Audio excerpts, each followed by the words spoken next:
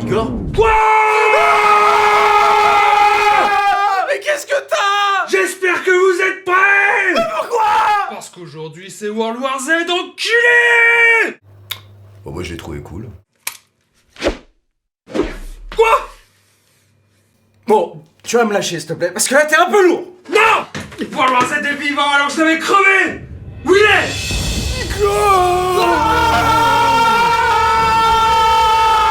Mais putain, vous êtes qui vous? Je suis le vieux qu'il faut écouter. Et pourquoi je devrais? Ta gueule! Tu dois revenir à la nuit où tout a commencé. Rappelle au monde ce qu'ils ont.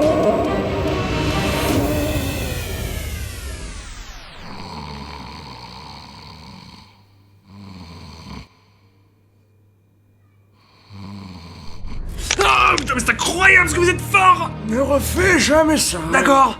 Georges a besoin de toi. Oui, d'accord. Comme tu as besoin de lui. Mais qui parle? Ensuite, à la fin, tu pourras t'occuper de World War Z. D'accord, mais lâchez-moi, putain! Voilà.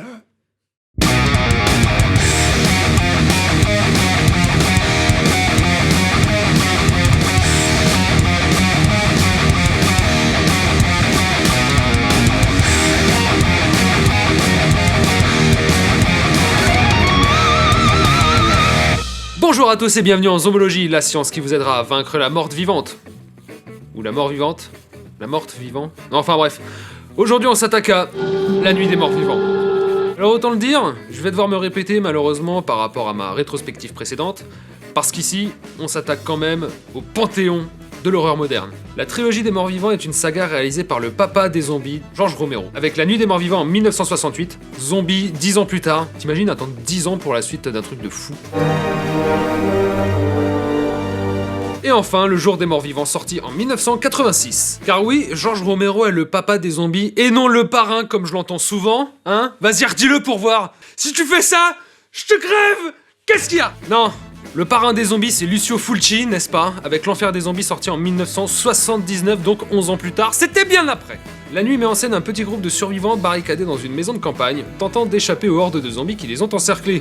Pour le scénario, Romero a avoué s'être inspiré du roman Je suis une légende de Richard Matheson, sorti en 1954, qui est, au passage, je crois, le meilleur roman que j'ai pu lire dans ma vie. Je l'ai ouvert 2 fois, non mais sincèrement 2 fois. La première fois j'ai lu le premier tiers et la seconde fois les 2 derniers parce que ce livre est absolument génial et que même s'il parle de vampires, il va falloir que je revienne dessus dans une prochaine émission puisque on retrouve un peu ce spectre du zombie, de l'épidémie, tatati tatata. Et d'ailleurs vous n'êtes pas sans savoir qu'il a été adapté plusieurs fois au cinéma, mais très récemment avec Will Smith à l'affiche et cette adaptation est...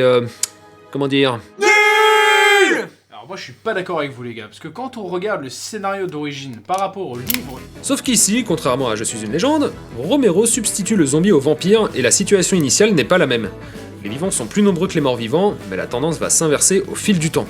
La survie de l'humanité est en jeu et est menacée par la rapidité de la contamination qui va finir par envahir la maison, et pourquoi pas le monde. Pour commencer, parlons de Barbara, jeune femme accompagnée de son frère Johnny qui se rendent au cimetière, et se font aborder par un zombie qui a la dalle. Un zombie quoi. Son frère se fait tuer sous ses yeux, elle s'enfuit et se réfugie dans une maison avec toute la grâce possible, sauf qu'elle en a pas beaucoup. Elle y croise Ben, un Nord-Américain qui... C'est encore un noir qui cambriole! Les voleurs c'est les Arabes. Un Nord-Américain qui planifie déjà la sécurisation des lieux. Donc il rencontre Barbara et là... Eh bien, il lui cuisine du poulet.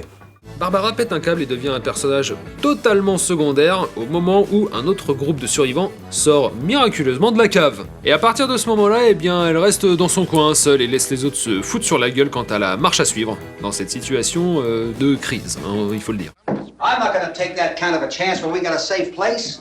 We could strengthen everything up, Mr. Cooper.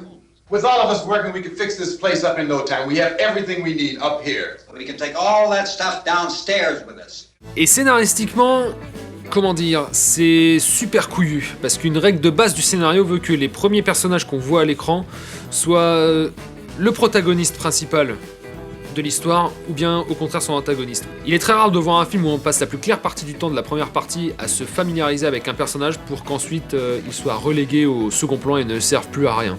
Non mais vraiment, Barbara ne sert plus à rien. Hey, kid. Notons que Romero imaginait ces zombies avec un peu plus de conscience qu'aujourd'hui, dans la mesure où ils sont capables d'utiliser des outils. Ici, c'est comme s'il ramenait l'homme à un stade primitif, mais avec un brin d'intelligence. Et ça fait flipper. On en trouve encore aujourd'hui, mais c'est plus rare. Et franchement, moi c'est pas ça qui me fait le plus flipper. C'est ça.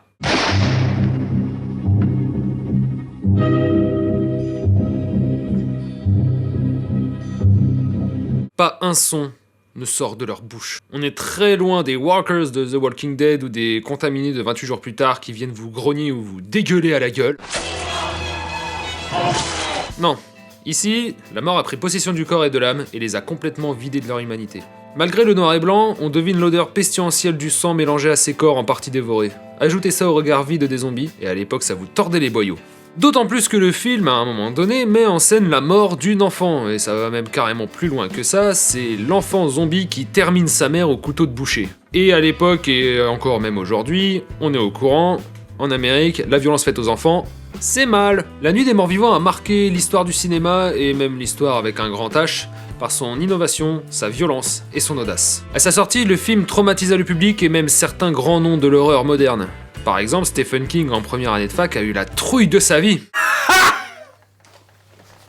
Ah, fiotte! Wes Craven, John Carpenter, Sam Raimi. Oh, je bouge plus!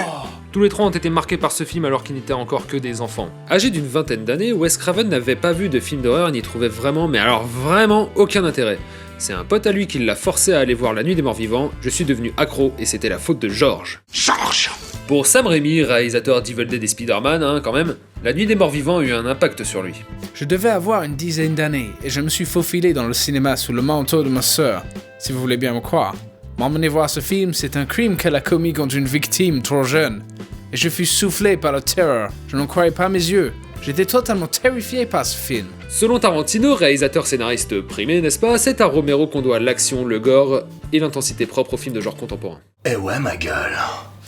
Selon Max Brooks, l'auteur des best-sellers Guide de survie en territoire zombie et World War Z, le zombie est le terrain de jeu de Romero et on ne fait que vivre dans sa réalité. La Nuit des Morts Vivants constitue un renouveau du genre à plusieurs niveaux. On passe de l'épouvante à l'horreur. Des corps mutilés, du sang partout, splourche, et l'individu est déchiqueté. Et ça doit faire mal. Ici, l'horreur réside dans la violence faite au corps. En effet, le corps n'est plus qu'un tas de chair qui a perdu son intégrité et, par conséquent, toute dimension sacrée. C'est la spécificité de l'homme en tant que corps, possédant son unité propre et une âme qui le distingue des animaux ou des machines, qui est niée et même humiliée.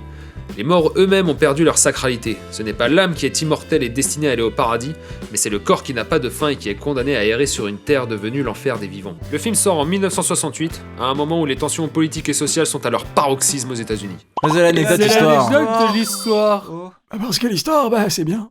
Dwayne Johnson a été le premier acteur afro-américain dans une super production américaine. Et le premier acteur noir à avoir le premier rôle dans un film d'horreur. Et à la fin du tournage, lorsque Romero se rendit au studio pour commencer le montage du film, avec la péloche sur le siège passager, il apprit la mort de Martin Luther King. Un bon coup de promo, quel bol! Vas-y, l'anecdote histoire. de l'histoire.